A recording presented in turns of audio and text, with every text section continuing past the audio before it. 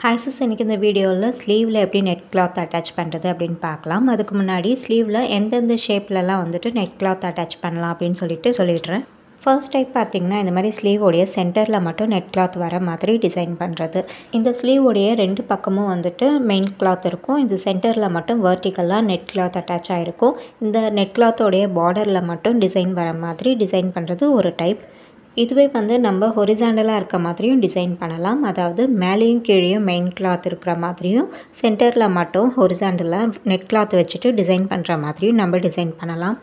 Second type பார்த்திங்கன்னா இந்த மாதிரி ஸ்லீவோடைய பாட்டமில் மட்டும் இந்த மாதிரி ட்ரையாங்கிள் ஷேப்பில் நெட் கிளாத் வர மாதிரி டிசைன் பண்ணலாம். இந்த ட்ரையாங்கிள் வந்துட்டு அப்சைட் டவுனாக, அதாவது ஷோல்டர்லேருந்து தலைக்கீழே இருக்க மாதிரி வச்சும் நம்ம டிசைன் பண்ணலாம்.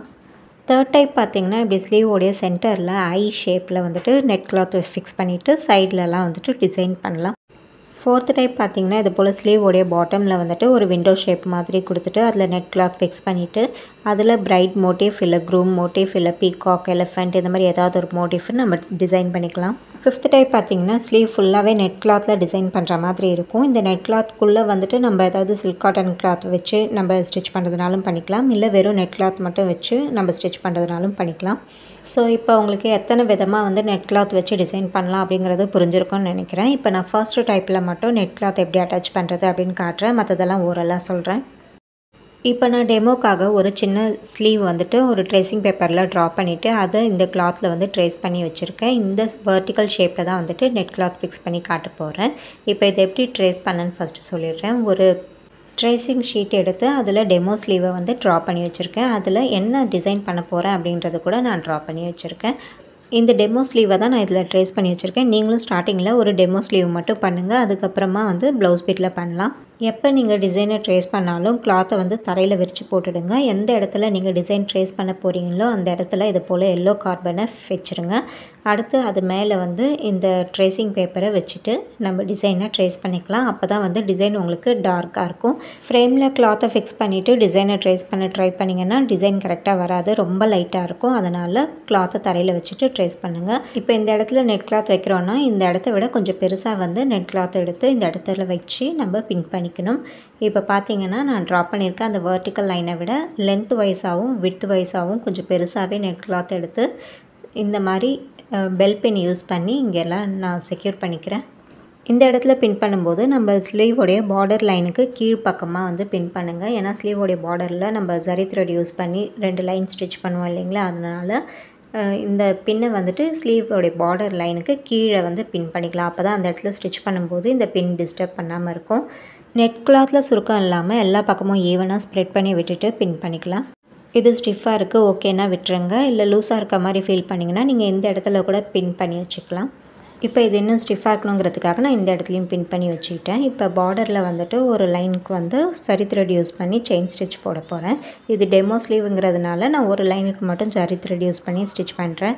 இதுவே ப்ளவுஸ் ஒர்க் பண்ணும்போது நம்ம இந்த இடத்துல கண்டிப்பாக வந்து 2 லைனுக்கு ஜரி த்ரெட் யூஸ் பண்ணி அவுட்லைன் கொடுக்கணும். இப்போ நான் அவுட்லைன் கொடுக்க ஸ்டார்ட் பண்ணுறேன்.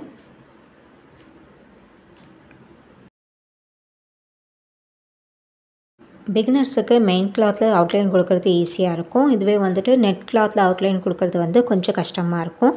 ஸோ கொஞ்சம் பொறுமையாகவே வந்து அவுட்லைன் ஸ்டிச் பண்ணுங்கள். இப்படி ஸ்டிச் பண்ணும்போது உங்களுக்கு த்ரெட்டு மேலே வராமல் சிக்குது அப்படின்னாக்கா மேலே ஃபோர்ஸாக பிடிச்சி இழுக்காதீங்க, நெட் கிளாத்தில் இருக்க இழை வந்து அறுந்துடும். ஸோ ஒரு செயின் கட்டிட்டு அதுக்கப்புறமா ஸ்டிச் பண்ண ஸ்டார்ட் பண்ணுங்கள்.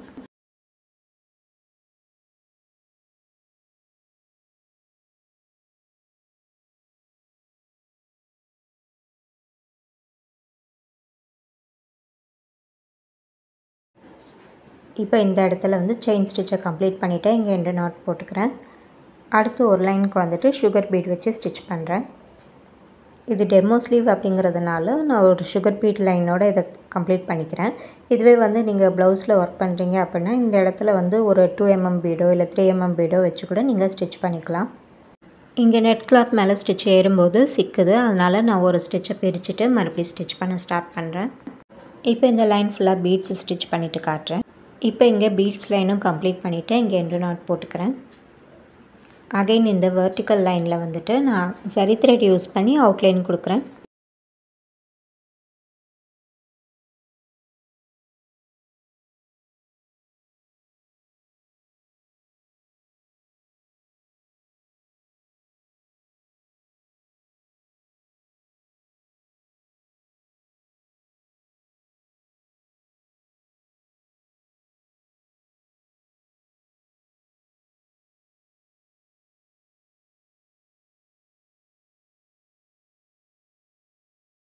அப்படியே இந்த மேல் பக்கம் ஷோல்டரில் டர்ன் பண்ணிவிட்டு இந்த ஆப்போசிட் சைடில் இருக்கிற அந்த லைனுக்கு வந்து ஸ்டிச்சஸ் கொண்டு வரேன்.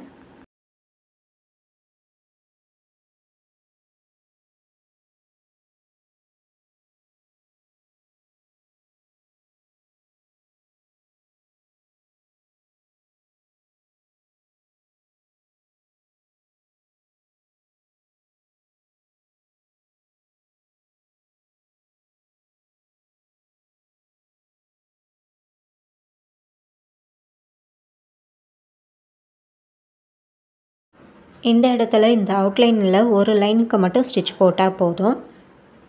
அடுத்த லைனுக்கான ஸ்டிச்சை வந்துட்டு நம்ம இந்த நெட் கிளாத்லாம் கட் பண்ணிவிட்டு போடலாம். இப்போ இங்கே இருக்க பின் எல்லாத்தையும் எடுத்துகிட்டு நம்ம நெட் கிளாத்தை கட் பண்ணிடலாம். இப்படி கட் பண்ணும்போது இந்த கீழ்ப்பக்கம் இருக்கிற நெட் கிளாத்தை கட் பண்ணக்கூடாது. இது நம்ம ஸ்டிச் பண்ணிவிட்டு மடித்து தைக்கும்போது உள்ளே போயிடும். அதே மாதிரி ஷோல்டருக்கு மேலேயும் கட் பண்ணக்கூடாது. இந்த 2 சைடில் மட்டும்தான் கட் பண்ணணும். இப்போ ஒரு ஷார்ப்பான கட்டர் யூஸ் பண்ணி இந்த 2 சைடில் இருக்க நெட் கிளாத்தையும் நான் வந்து கட் பண்ணுறேன். நம்ம போட்டிருக்க இந்த ஸ்டிச்சை ஒட்டி கட் பண்ணணும். ரொம்ப ஒட்டி கட் பண்ண வேண்டாம். கொஞ்சம் பிசுறு தெரிஞ்சால் பரவாயில்ல. இந்த மாதிரி நெட் கிளாத்தை கட் பண்ணதுக்கப்புறம் நம்ம கையோட ஒரு லைனுக்கு வந்துட்டு சரி த்ரெட் யூஸ் பண்ணி அந்த பிசுறு தெரியாமல் இருக்கிறதுக்கு ஒரு ஸ்டிச் போட்டுடணும். அப்படி ஸ்டிச் போடாமல் விட்டாக்கா என்ன ஆகும் அப்படிங்கிறதும் இந்த வீடியோவில் காட்டுறேன். இப்படி கட் பண்ணதுக்கப்புறம் நம்ம சரி த்ரெட் யூஸ் பண்ணி இந்த பிசுரெல்லாம் மறைகிற மாதிரி ஒரு லைன் வந்து ஸ்டிச் பண்ணிவிட்டு அதுக்கப்புறம் தான் கீழே மெயின் கிளாத்தை கட் பண்ணணும். அப்படி அவுட்லைன் போடாமல் கட் பண்ணால் என்ன ஆகும் அப்படிங்கிறதையும் காட்டுறேன். இப்போ நான் வந்து ஃப்ரேமை வந்து தலைக்கீழே திருப்பி வச்சுட்டு மெயின் கிளாத்தை கட் பண்ணுறேன். இப்படி மெயின் கிளாத்தை கட் பண்ணும்போது ஊசியில் வந்து லைட்டாக அந்த மெயின் கிளாத்தை மட்டும் இப்படி தூக்கி விட்டுக்கோங்க. ஃப்ரேம்க்கு அடியில் கையை வச்சு நெட் கிளாத்தை பிடிச்சிக்கோங்க. ஃப்ரேம்க்கு மேலே இப்படி நீடில் மெயின் கிளாத்தை இப்படி தூக்கிக்கோங்க. தூக்கிட்டு லைட்டாக ஒரு இழையாக வந்து கட் பண்ணுங்கள். அப்போ தான் வந்து நெட் கிளாத்து வந்து டேமேஜ் ஆகாமல் மெயின் கிளாத்தை மட்டும் கட் பண்ண முடியும். ஃபர்ஸ்ட்டு கொஞ்சம் கொஞ்சமாக கட் பண்ணிவிட்டு நீங்கள் வெறும் மெயின் கிளாத்தை மட்டும்தான் கட் பண்ணுறீங்க அப்படின்னு கன்ஃபார்ம் பண்ணதுக்கப்புறம் இந்த போல் ஃபுல்லாக கட் பண்ணி விடுங்க. பிகினர்ஸ் கட் பண்ணும்போது ரொம்ப பொறுமையாக கட் பண்ணுங்கள். நெட் கிளாத் வந்து டேமேஜ் ஆகக்கூடாது. ஸோ ரொம்ப பார்த்து பொறுமையாக கட் பண்ணுங்கள். இந்த மெயின் கிளாத்தையும் வந்து நம்ம போட்டிருக்க அந்த ஸ்டிச்சஸை ஒட்டி கட் பண்ணிக்கலாம். எப்போவுமே இந்த மாதிரி ஃப்ரேம்க்கு கீழே நீங்கள் மெயின் கிளாத்தை கட் பண்ணுறதுக்கு முன்னாடி நீங்கள் போட்டிருக்க அந்த சரி அவுட்லைன் மேலே க்ளூ அப்ளை பண்ணி ட்ரை ஆக விட்டுருங்க. அதாவது ஃப்ரேமுக்கு பேக் சைடு வந்து இந்த அவுட்லைனில் க்ளூ அப்ளை பண்ணி ட்ரை ஆக விட்டுருங்க. அப்போ தான் மெயின் கிளாத்னுடைய இழையெல்லாம் ஃபிக்ஸ் ஆகிட்டு உங்களுக்கு இதை கட் பண்ணதுக்கப்புறம் நெட் கிளாத் தனியாக மெயின் கிளாத் தனியான்னு பிரிஞ்சு வர அந்த பிரச்சனை இருக்காது. இப்போ நான் க்ளூ அப்ளை பண்ணாமல் தான் கட் பண்ணிகிட்ருக்கேன். நீங்கள் ஒரு வேளை க்ளூ அப்ளை பண்ண மறந்துட்டு இதை போல் கட் பண்ணிங்கன்னா என்ன ப்ராப்ளம் வரும் அப்படிங்கிறதும் காட்டுறேன். இப்போ இந்த மெயின் கிளாத்தையும் கட் பண்ணி முடிச்சதுக்கப்புறம் நம்ம ஃப்ரேமை திருப்பிக்கலாம். இப்போ இந்த இடத்துல இந்த பீட்ஸ் அவுட்லைனுக்கு மேலே ஒரு லைனுக்கு சரி த்ரெட் யூஸ் பண்ணி நான் அவுட்லைன் கொடுக்குறேன். ஏன்னா இந்த இடத்துல வந்து நம்ம நெட் கிளாத்தை கட் பண்ணால் அதனுடைய பிசுறு வெளியே தெரியும். ஸோ இந்த இடத்துல இப்போ வந்து நம்ம அவுட்லைன் கொடுத்தோம்னா இங்கே கட் பண்ண நெட் கிளாத்தோடைய பிசுறு எல்லாம் மறைஞ்சிரும். நீங்கள் இந்த அவுட்லைனை ஃபர்ஸ்ட்டே ஸ்டிச் பண்ணிவிட்டு அதுக்கப்புறம் நெட் கிளாத்தை கட் பண்ணி விட்டுருந்தீங்கன்னா உங்களுக்கு நெட் கிளாத்தினுடைய பிசுறு வந்து தெரியும். அது மறைக்கிறது கொஞ்சம் கஷ்டமாக இருக்கும். அதனால் இந்த அவுட்லைனை மட்டும் கொஞ்சம் ஹோல்டு பண்ணி வச்சுட்டு நெட் கிளாத்லலாம் கட் பண்ணி முடிச்சதுக்கப்புறம் இந்த அவுட்லைனை நீங்கள் போட்டிங்கன்னா அந்த நெட் கிளாத்தோடைய பிசுறெல்லாம் மறைஞ்சிரும். இப்போ இந்த வெர்டிக்கல் லைனில் நம்ம ஒரு அவுட்லைன் போட்டிருந்தோம் இல்லைங்களா, அதுக்கு உள்பக்கமாக வந்து நான் ஸ்டிச்சஸ் போடுறேன். இப்படி உள்பக்கமாக ஸ்டிச்சஸ் போடும்போது நம்ம கீழே வந்து மெயின் கிளாத்தை கட் பண்ணதில் அதனுடைய பிசுறெல்லாம் தெரியுது இல்லைங்களா, அந்த பிசுறெல்லாம் மறைஞ்சிரும். நீங்கள் இந்த இடத்துல சரி த்ரெட் அவுட்லைன் தான் கொடுக்கணும்னு இல்லை, இதில் வந்துட்டு நீங்கள் பீட்ஸ் அவுட்லைன் கூட கொடுக்கலாம்.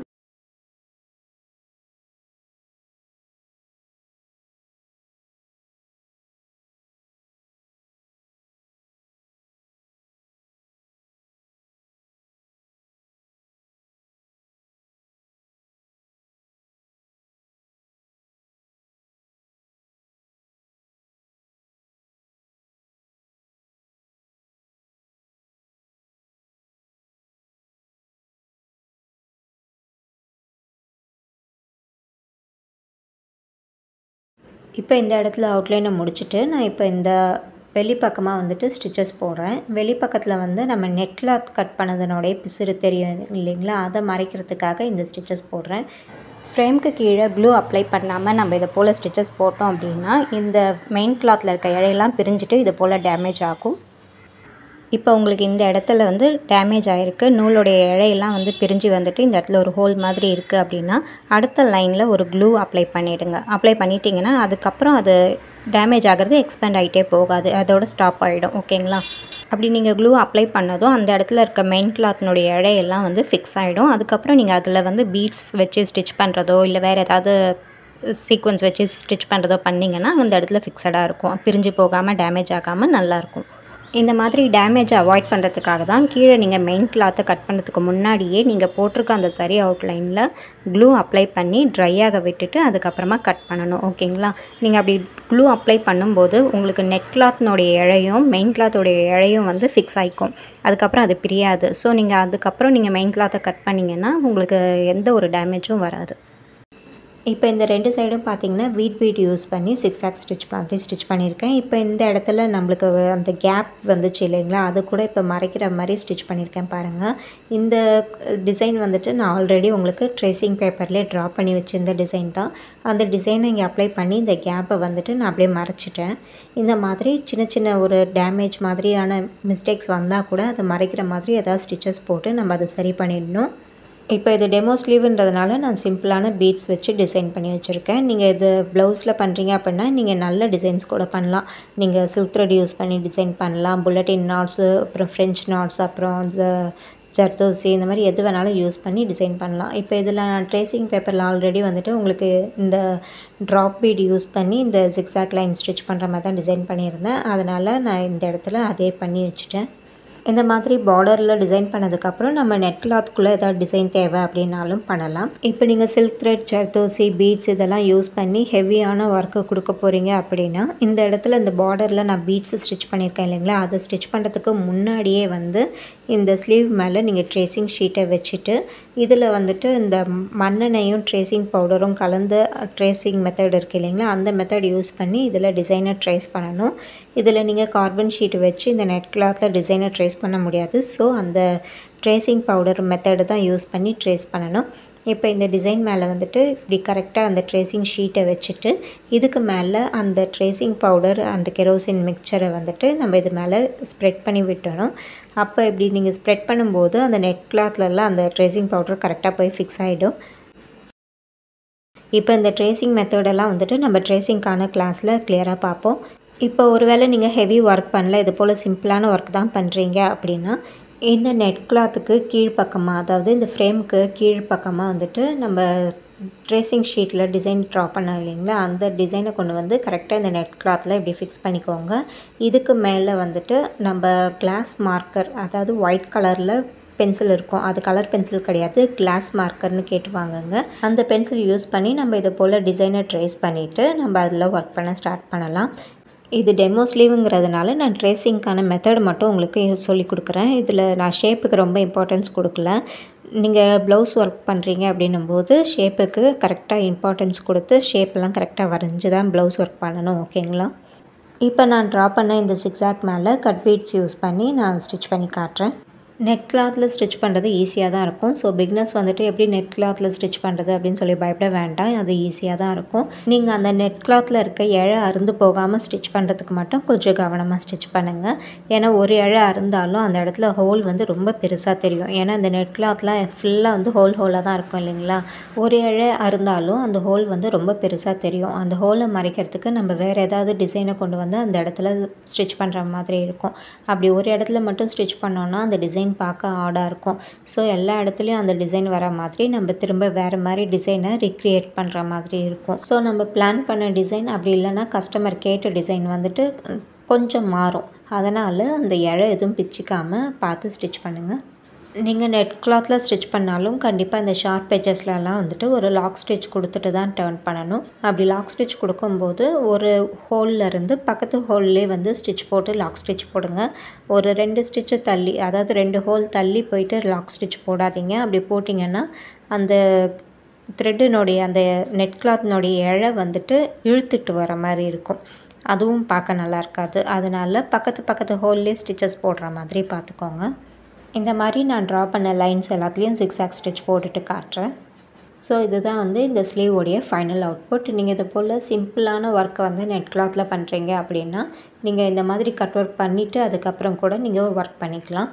இதுவே வந்து இந்த நெட் கிளாத்தில் இந்த ப்ரைடு இல்லை ப்ரைட் க்ரூம் அந்த மாதிரி மோட்டிஃப் ஏதாவது போடுறீங்க அப்படின்னா அந்த மோட்டிஃபை ஃபஸ்ட்டு போட்டுட்டு அதுக்கப்புறமா தான் வந்துட்டு கீழே இருக்க மெயின் கிளாத்தை கட் பண்ணணும். ஸ்லீவோடைய பார்டரில் இந்த மாதிரி நெட் கிளாத் கொஞ்சம் எக்ஸ்ட்ரா விட்டுட்டே கட் பண்ணுங்கள். இது வந்து நம்ம லைனிங் கிளாத் வந்து அட்டாச் பண்ணிவிட்டு டர்ன் பண்ணும்போது உள் பக்கமாக போயிடும். அப்போ இந்த பார்டரோடைய ஃபினிஷிங் வந்து பர்ஃபெக்டாக இருக்கும். அதே மாதிரி ஷோல்டர்லேயும் கொஞ்சம் லைனிங் கிளாத் விட்டு கட் பண்ணுங்கள். இதுவும் வந்து ஸ்விங் அலவன்ஸில் போயிடும், நம்மளுக்கு வெளியே தெரியாது. இந்த இடத்துல ஸ்டிச் வரும்போது அது உள்ளே போயிடும். அப்போ வந்து பர்ஃபெக்டாக இருக்கும். இங்கெல்லாம் ஒட்டை கட் பண்ணிட்டீங்கன்னா அது பார்க்க நல்லா இருக்காது. ஸ்லீவோடைய பார்டரில் நீங்கள் ஹேங்கிங் ஸ்டிச் பண்ண போகிறீங்க அப்படின்னாலும் இந்த மாதிரி இந்த நெட் கிளாத் எக்ஸ்ட்ரா இருக்கும்போதே நீங்கள் வந்து ஸ்டிச் பண்ணிக்கலாம். அதுக்கப்புறம் லைனிங் கிளாத் அட்டாச் பண்ணி டர்ன் பண்ணும்போது இந்த நெட் கிளாத் உள்ளே போயிடும். இதில் வேறு ஏதாவது டவுட் இருந்தால் கேட்கலாம். தேங்க்யூ.